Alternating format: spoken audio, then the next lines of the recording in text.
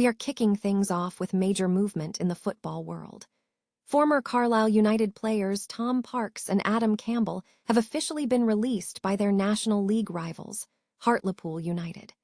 This decision marks the end of chapters for both players, and we dive into how these departures reshape the landscape of the fifth tier.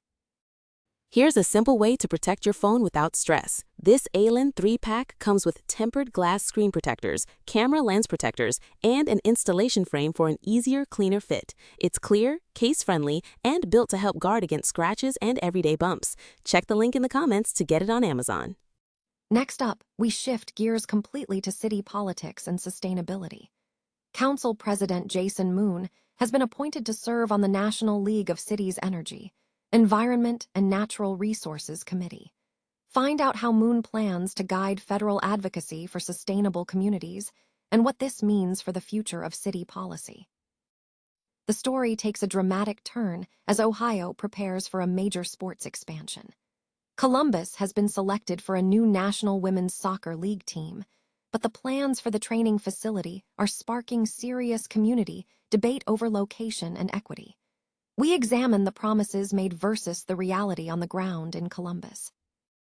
And finally, we switch to the action on the field with the latest National League glance. We break down the intense matchups happening right now, from the New York Mets taking on Colorado and the high-scoring battles between the Chicago Cubs and Cincinnati. Don't miss the full rundown. Stay with us for more.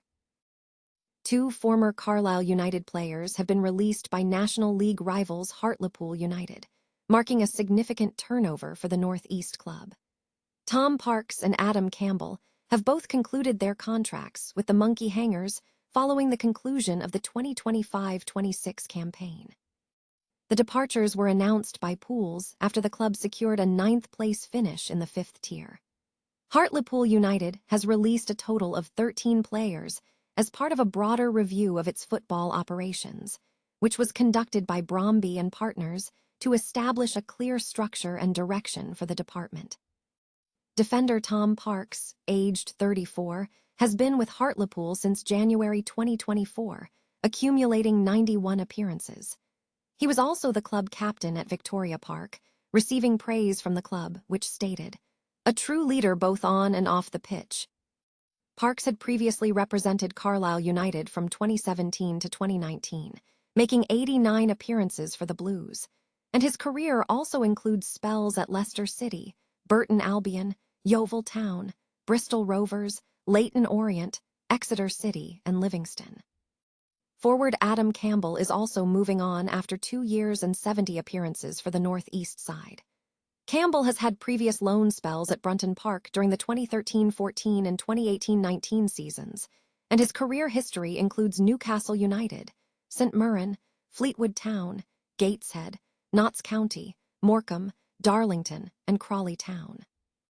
In addition to Parks and Campbell, Hartlepool also released Joe Ongiers, Matty Dolly, Nathan Ferguson, Sam Folerin, Nick Hayes, Gavin Holohan, Danny Johnson, Vadine Oliver, Alex Reed, Louis Stephenson, and Brad Walker. Following these releases, Pools now have just 7 professional players under contract, with 3 others currently in contract negotiations. The club is also currently mannerless, having decided to end Nicky Featherstone's tenure as first-team boss. Mukilteo Council President Jason Moon has been appointed to serve on the National League of Cities, NLC, 2026 Energy, Environment and Natural Resources, EENR, Federal Advocacy Committee. This appointment places Moon in a role where he will provide strategic direction and guidance for the NLC's federal advocacy, agenda, and policy priorities concerning energy, environment, and natural resources. The announcement was made by NLC President Kevin Kramer, a council member from Louisville, Kentucky. Moon, who was elected to a 1-year term, emphasized the importance of the work, stating, "I'm honored to be appointed to the National League of Cities, Energy, Environment, and Natural Resources Committee. This work is essential to building sustainable, resilient communities, and I'm committed to bringing an innovative and accountable approach to the table." Just as my work outside City Hall, at Zeolite Composites, where we focus on scalable, sustainable, and innovative solutions, I look forward to helping cities across the country advance policies that protect our environment, strengthen our infrastructure, and improve quality of life for all. As a member of the EENR Committee, Council President Moon will be instrumental in shaping NLC's policy positions and advocating for America's cities, towns, and villages before Congress, the administration, and locally in Mukilteo, Washington.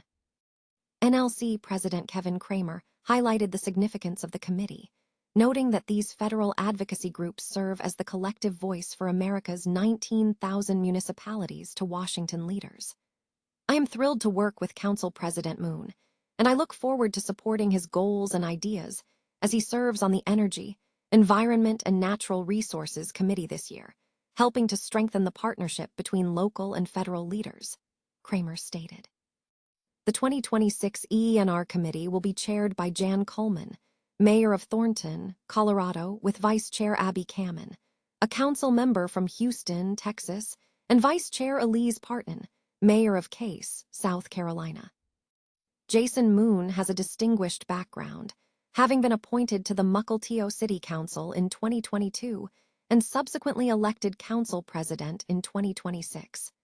He holds a Bachelor of Arts degree in Drama and Communications and an MBA from the University of Washington. Currently, Moon serves as the Director of Communications, Media, and Public Relations at Zeolite Composites, following previous roles in account management at Microsoft and as the Director of Marketing for Amazon's Asian Affinity Group. Noi Dung Kai Tait, Columbus, Ohio is set to welcome a new National Women's Soccer League team, but plans for the team's training facility have sparked significant community opposition over its proposed location. The team, selected as the NWSL's 18th franchise, will be owned by the Haslam Sports Group, Nationwide, and Doctors, Christine and Pete Edwards. While the team will play home games at Scott's Miracle Grow Field, the planned training facility is slated for McCoy Park on the city's southwest side, an area characterized by the state's lowest life expectancy. And residents have voiced strong concerns, arguing that selecting a location in a neighborhood with the lowest life expectancy undermines any excitement surrounding the arrival of the professional soccer team.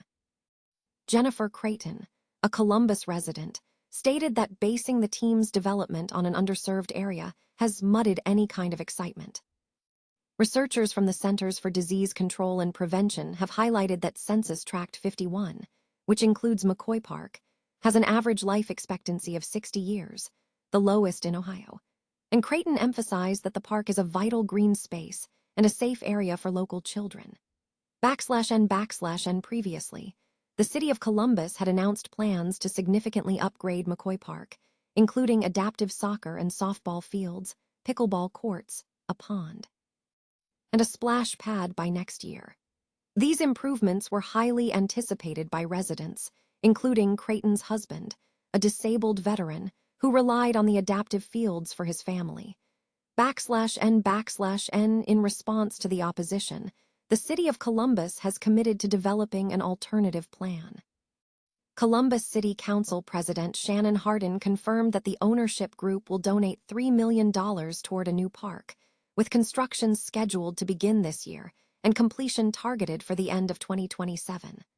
Hardin stressed the importance of honoring commitments to neighborhoods, stating, "No plans, no site, then no money."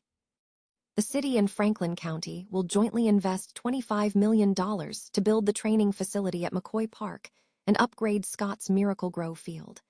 And Mayor Andrew J. Ginther expressed optimism, noting that the team will generate tax revenue, create jobs, and bring global notoriety to the city.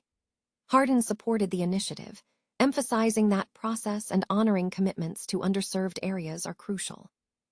He also indicated that there will be public access to portions of the training complex, including some soccer fields. The NWSL Commissioner, Jessica Berman, welcomed the expansion, citing Columbus's rich soccer tradition and the commitment of the ownership group. The club is scheduled to begin play in 2028, though its official name and colors are yet to be finalized. The Haslam Sports Group, which also owns the Cleveland Browns and the Columbus Crew, views the expansion as a significant unifying force for the community. In the latest National League action, several teams are vying for crucial wins as the games progress across the league. The New York Mets are currently engaged in a contest against the Colorado Rockies. Meanwhile, the Philadelphia Phillies are facing a challenge in their matchup against the Miami Marlins. In the Central Division, the Chicago Cubs are battling Cincinnati, while the St. Louis Cardinals are set to face Milwaukee.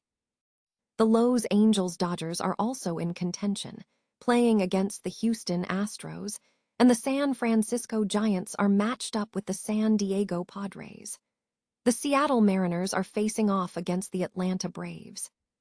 Key matchups scheduled for later in the day include the Athletics taking on the Philadelphia Phillies, the Baltimore Orioles facing the Miami Marlins, and the Minnesota Twins against the Washington Nationals.